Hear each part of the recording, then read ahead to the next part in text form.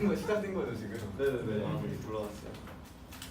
그러면은 이거를 그냥 바로 해도 되겠죠? 예, 그냥 네. 그냥 그러면은 저희 자료 조사한 거 한 분씩 먼저 이렇게 네네. 할게요. 네, 제가 먼저. 저는 그 성공한 제가 볼 때는 이제 성공했다고 생각되는 사례에 대해서 조사했는데요. 제가 조사한 사례는 이제 동물보호법 이제 개정된 거를 조사했어요. 근데 요즘에 이제 반려견을 키우는 인구도 1000만 가구 이상 된다고 하고, 그 요즘에 이제 그래서 이제 반려동물에 대한 그런 법이 개정돼야 된다는 목소리가 많았는데, 이제 성남시에서 3월 21일부터 이제 시행한 정책인데요. 이제 6가지인데, 첫 번째는 반려동물을 이제 키우게 되면 그 반려동물을 이제 등록을 해야 돼, 신고를 하는 건데요. 그게 예전에는 3개월부터였는데 이제는 2개월로 바뀌었고, 그리고 이제 그 도사견이나 아메리칸 pitbull 테리어 같은 맹견을 소유한 사람이 외출할 때 목줄이나 입마개를 안 하면 이제 300만 원 이하의 과태료를 부과하고, 일반견은 이제 목줄을 안 채워도 300만 원 이하의 과태료를 부과하고요. 그리고 공원이나 어린이집, 초등학교 같은 특정 장소의 출입 금지도 됐습니다. 그리고 위에서 말한 그런 맹견 종류를 만 14세 이상이 돼야 이제 산책을 시킬 수 있고, 맹견 소유자들은 연간 3시간 이상의 장기 교육을 받아야 된다고 합니다. 그리고 이제 맹견 안전에 무조치를 어겨서 맹견이 사람을 죽이면 3년 이하의 징역 또는 3천만 원 이하의 벌금과, 부상을 입히면 또 2년 이하의 징역 또는 2천만 원 이하의 벌금을 낸다고 합니다. 네, 근데 제가 이거를 성공한 정책 사례로 보는 이유는 이제 2017년에 최시원이 이제 키우는 프렌치 불독이 이웃집 사람을 물어서 그 사람이 폐혈증으로 죽었는데, 이제 그때 당시에는 그 법이 그 주인이나 이런 사람들한테 별로 책임을 안 물어서 최시원은 그냥 벌금 5만 원만 내고 말았거든요. 그래서 그때 당시 이제 사람들이 청와대에 이제 최시원 특별법을 제정해 달라는 청원도 올리고, 그 반려견 기르는 그런 관련법이 너무 미약하다고. 네, 그래서 그런 거에서 이제 저는 소망성에 비춰보았을 때 그런 게 이제 법이 개정됨으로써 어느 정도 그거를 성공했다고 보고요.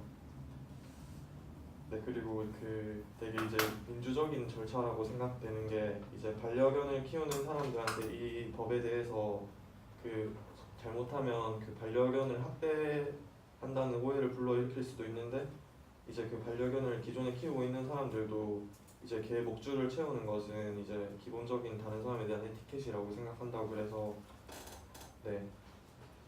그래서 저는 이 정책이 좀 성공한 사례라고 생각됩니다. 저는 정책 세부 내용보다는 뭐 할지에 더 중점을 맞춰가지고 조사했는데요. 저는 성공 사례는 노인 운전 면허증 반납 정책이라고, 이번에 그것 때문에 좀 노인들의 사고를 좀 줄여서 그게 성공 사례로 생각돼서 가져와봤고, 그리고 졸음쉼터, 그것도 졸음운전을 방지할 수 있어서 그것도 성공 사례라고 생각했고요. 실패 사례는 최저시급 정책으로, 그거는 또 빈부격차를 더 늘린다고 생각해서 또 실패 사례라고 생각했고요. 그리고 또 가방 안전 법계 그 정책이 있는데, 이거 솔직히 다른 쪽 거거든요. 오늘 과제에서 말하는데 좀 심각해가지고 좀 들고 왔는데, 이게 가방 안전 덮개를 형광색으로 해야 된대요. 애기들은 비 오는 날이나 좀 어둡고 이러면 잘 안 보여가지고. 근데 또 이게 또 애기들이 잘 할 줄을 모르고 사람들이 그 정책을 잘 모르니까 이게 시행이 안 된다고 하더라고요. 실패 사례로 생각해서 끝인가요? 네. 저도 뭐 구체적이라기보다는 그냥 좀 정책들을 찾아봤는데 일단 성공 사례는 지금 보니까 그 청년 일자리 정책을 많이 되게 창출하려고 노력하잖아요.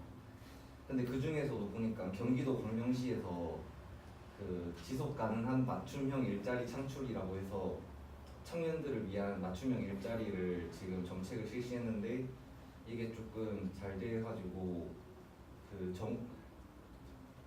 대통령 직속 뭐 일자리 위원회 뭐 워크숍 같은 거에도 성공적인 정책 사례로 발표되고 좀 주목을 지금 좀 기사로 많이 뜨고 있더라고요. 그래서 뭐 구체적인 내용은 몇 줄 간단히 요약하면은 뭐 창업 활성화 위한 창작 공간 조성한다고 돼 있고 뭐 그리고 광명시에 또 청년 창업 지원 센터를 또 운영해가지고 그걸 바탕으로 운영을 잘 되고 있는 사례인 것 같아서 이거를 했고요. 실패 사례는 그 이제 박근혜 정부 때 부동산 정책에 대해서 좀 검색해봤는데 이것도 되게 이 정책이 규제를 했다가 뭐 줄였다가 풀었다가 세게 하다가 이렇게 하다 보니까 되게 그 부동산 시장 자체가 되게 많이 흔들리고 되게 그리고 빚도 되게 물가도 막 엄청 오르고 그래서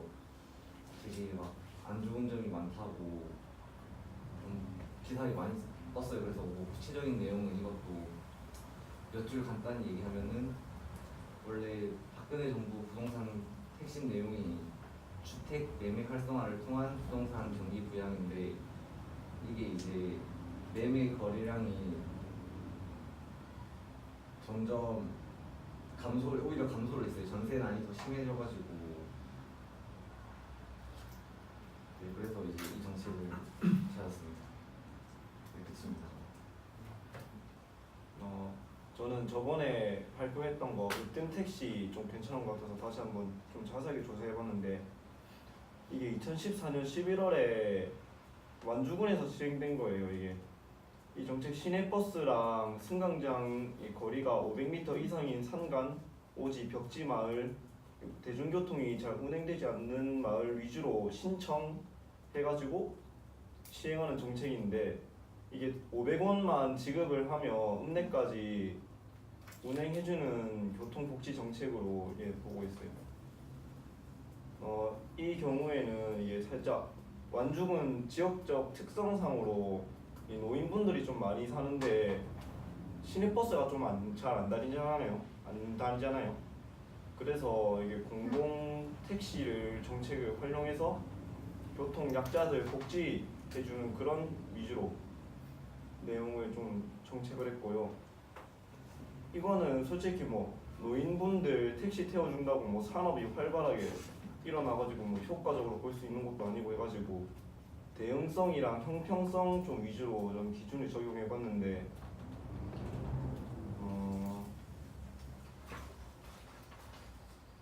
이게 대상 집단이 완주군표 복지행정 이 으뜸 택시를 함으로써 재정력이 11위에 그쳤음에도 불구하고 행정 서비스 면에서 이게 5위를 달성했거든요. 농어촌 군 단위 종합 2위에 자리했어요. 이게 이 결과로 봐서 이 정책의 주민 만족도는 대응성의 뭐 정책 기준은 좀 적절하다고 보고 있어요. 그리고 형평성도 이게 복지니까 아무래도 수직적 형평성으로 보면 좀 적절하다고 생각해서 이 기준 2개 적용해봤어요. 예, 그치. 하지 말라고.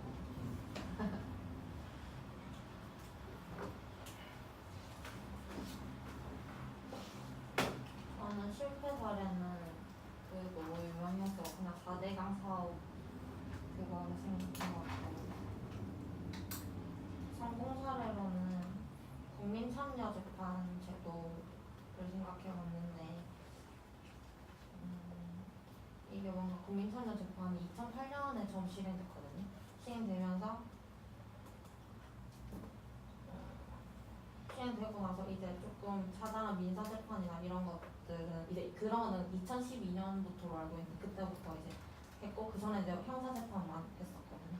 근데 이제 배심원들이 참여하면서 좀 일반인들이 법만 딱 두고 재판을 하면은 납득을 할 수 없는 결과가 나올 때가 많은데 배심원들이 이렇게 참여를 좀 하면서 좀 일반인들이 쉽게 납득할 수 있는 정도의 형량이 내려지는 경우도 많은 것 같고 민주주의 원리 이런 것도 좀 부합하는 것 같고 사법에 대한 불신 이런 것도 그냥 일반인들이 국민들이 참여하면서 좀 극복할 수 있는 자율성이 있는 것 같아서 좋은 제도라고 생각했고 조금 단점을 생각해보면은 뭐 비용이라던가 이게 그 배심원들을 그냥 통보식으로 오라고 하고 만약에 뭐 금지산자라던가 이렇게 좀 사정에 따라서 불참을 할 수 있긴 한데 조금 통보하는 경향이 있어가지고 그런 사람들한테 부담이 되는 그런 게 조금 단점인 것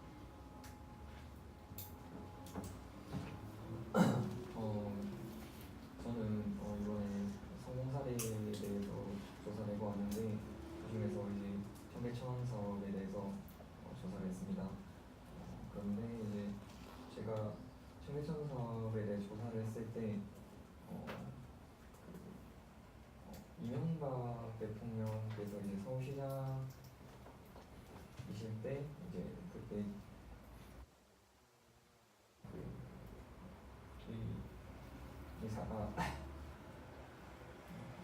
청계천 사업에 대해서 예전부터 계속 많이 나왔었는데 이명박 정부 때 이제 좀 더 적극적으로 집행을 하기 시작을 하여서 그에 따라서 이제 정책 결정자가 강력하게 이제 정책 시행을 함으로 인해서 그런 것으로 이제 그 정책 집행을 시행하는 사람 그런 관료들이 이제 좀 더 추진력 있게 사업을 진행하였다는 점에서 고전적 기술 관료형으로 볼 수도 있을 것 같아서 이것을 이제 선정하게 되었고요. 그리고 청계천 사업의 성공적 정책 집행 판단 기준에서 정책 지지 및 관련 집단의 만족도가 있었는데요. 그 중에서 청계천 그 사업에 대해서 타협과 조정의 면에서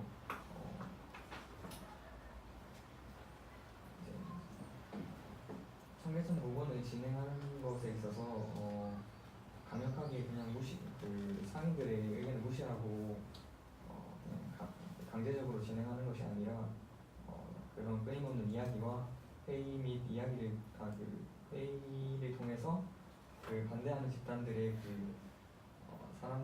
반대하는 집단들의 의견들을 어느 정도 수용해주면서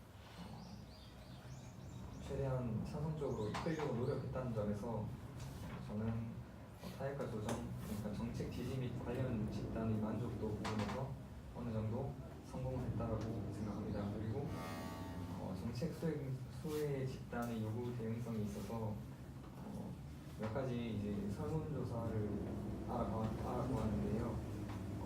그 부분에 있어서 대체로 그 성공적이라는 대답이 성공적이 아니라는 대답보다 월등히 많았다는 그런 조사가 있어가지고 이 부분에 있어서도 어느 정도 판단 기준에 있어서 성공적이라고 판단할 수 있을 것 같아서 다른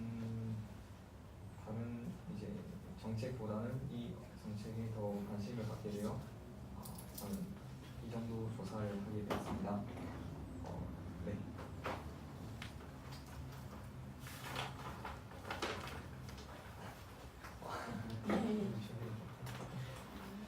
저는 예전에 교수님한테 발표했던 내용 그대로 가져와 봤는데 제가 생각해도 실패 사례 중에서는 너무 진짜 좋은 사례인 것 같아서 다시 한번 말씀을 드리면 영암 F1 대회예요. 이게 전라남도 서남해 안에서 관광 레저 도시의 선도 사업으로 이렇게 막 홍보를 하면서 출발을 했는데 처음에는 1조 원의 경제 효과가 있다, 수많은 나라에서 보러 올 곳이다 이렇게 막 홍보해놓고선 결국에 엄청난 부채와 유지 비용을 남기고 대표적으로 실패 사례로 알려져 있는데요.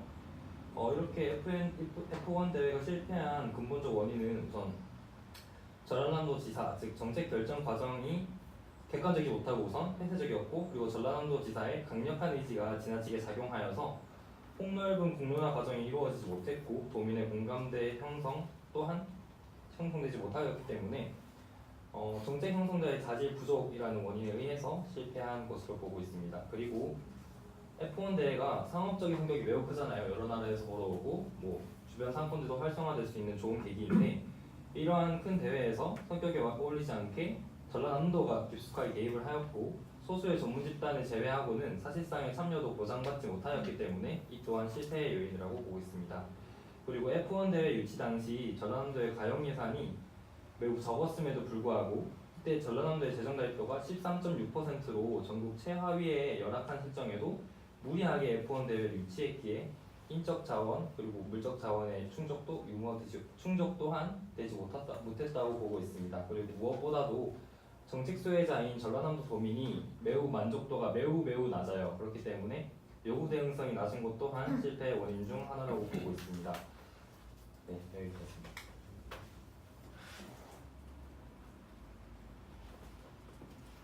저는 미세먼지 저감을 위해서 서울시에서 대중교통 무료 운행 정책 했다가 2달 만에 공직 중단하는 실패 사례 조사했었는데 이 정책에 대해서 간략하게 설명하고 일단 가면은 이게 미세먼지 저감이라는 목적으로 출퇴근 시간에 대중교통 무료 운행 정책이라는 자가용 대신 대중교통을 이용하도록 유도하는 정책을 시행하였는데 이게 하루 시행할 때 약 50억 원에 달하는 비용에 비해 이 미세먼지 저감 효과가 크지 않다는 비판 속에서 이게 정책이 공식 중단되었는데 이 정책을 살펴보면 일단 시행 결과에 대해서 보면 이게 3일에 걸쳐서 했었는데 1월 15일, 2018년 1월 15일, 17일, 18일 이렇게 했었는데 1일차에서는 대중교통 이용 승객이 지하철이랑 시내버스가 3.5%, 4% 이렇게 증가하였는데 도로 통행량이 0.3%밖에 감소하지 않았고 2일차에서는 4.8%, 6.7% 증가하였는데 도로 통행량이 1.73% 감소. 3일차에도 비슷한 수준이었는데 이 정책을 먼저 효과성이랑 능률성의 측면에서 보면은 이 정책은 당초 그 정책 목표를 달성하지 못하였다고 볼 수 있는데 대중교통 무료 운행 정책의 목표는 시민들의 대중교통을 이용하도록 유도하여 교통수요 줄여서 차량 배출가스로 인한 미세먼지 감축하고 궁극적으로 대기질을 개선하는 건데 이 정책 결과에서 보이다시피 도로 통행량이 감소한 게 크게 느껴지지 않았고 미세먼지 감소량 또한 별다를 바가 없었기 때문에 이게 목적인 이 결과가 목표 달성에 있는 부분에서 실패했다고 볼 수 있고 둘째로는 이러한 정책이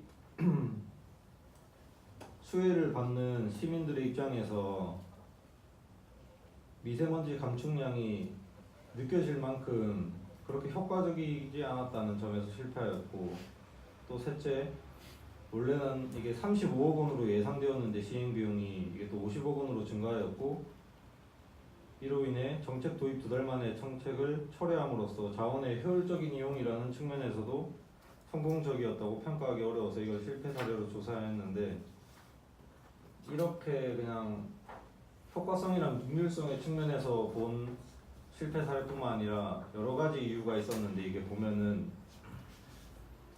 이게 서울시에서만 이렇게 시행한 게 아니라 사실상 서울시 말고도 경기도와 인천시에서도 이렇게 같이 해줘야 운영할 수 있는 정책이었는데 그렇게 해서 협상을 시도하였는데 이게 실패하였거든요. 여기 보면 경기도가 이 정책에 반대하는 대표적인 이유 세 가지는 이 정책을 통한 미세먼지 저감 효과가 검증되지 않았다는 점이랑 둘째로는 정책 효과가 검증되지 않은 데 비하여 투입된 예산이 너무 과도하다는 점에서 반대하였고 세 번째로 무료 승차로 경기도와 서울시를 오가는 광역버스 승객이 증가할 경우 이 버스를 서서 타는 사람이 아무래도 많아지다 보니까 안전이 위험받을 수 있다는 점에서 이 정책을 반대하였고, 인천시 같은 경우에도 인천시는 미세먼지의 주요 원인이 이런 교통보다는 수도권 매립지 항만시설, 화력발전소 등의 국가기관 산업이 80%가량 차지하고 있는데, 굳이 인천시가 이거를 비용을 감소할 만큼 미세먼지 효과 감소 저감 효과를 확인도 안 됐는데 이거를 찬성할 수 없다 하여서 이것도 반대하였는데, 이렇게 반대에도 불구하고 서울시에서는 단독으로 이 정책을 강행하였다가 그냥 손해만 보고 실패하였는데, 당시 이 서울시에서도 서울시 내에 서울시 의회에서도 반대가 존재하였는데, 서울시 의회는 그냥 시민들의 건강과 생명, 안전만큼 중요한 것이 어디 있냐라고 실제로 말하면서 그냥 이 정책을 강행하였다가 3일간 대중교통 무료 운행 정책 시행했다가 바로 서울시의회가 정책 방향을 이거 아닌 것 같다 손해를 요구하면서 이거 지지자들의 그 동력이 약화되어서 정책이 또 실패했다고 보이고,